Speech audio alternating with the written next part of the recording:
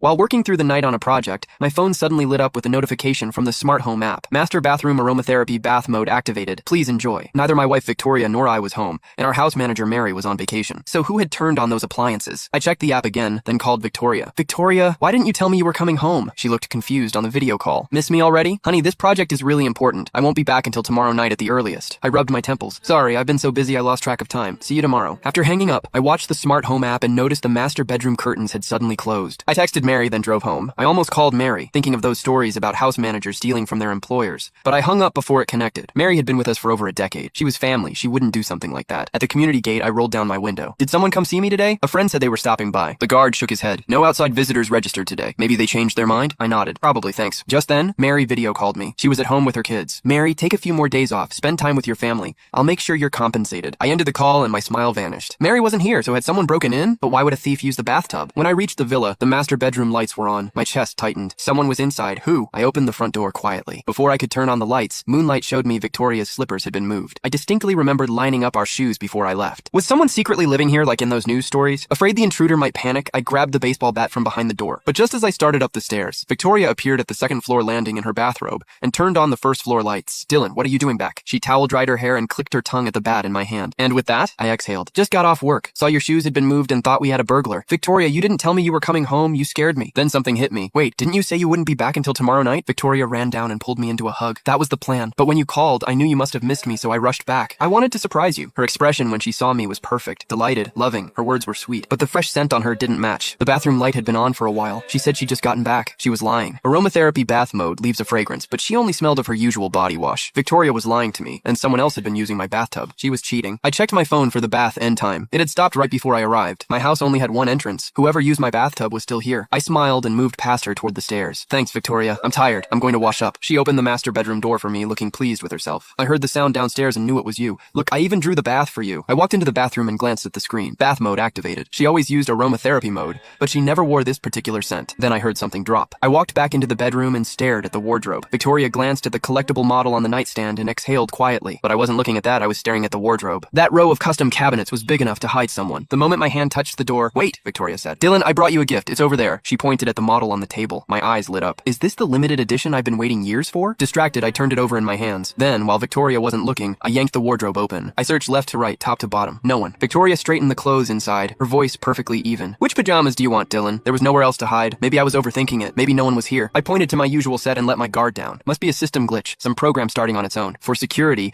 I had facial recognition cameras at the front door and a hidden camera inside pointing at the entrance. You can find the full story in my bio. It's free.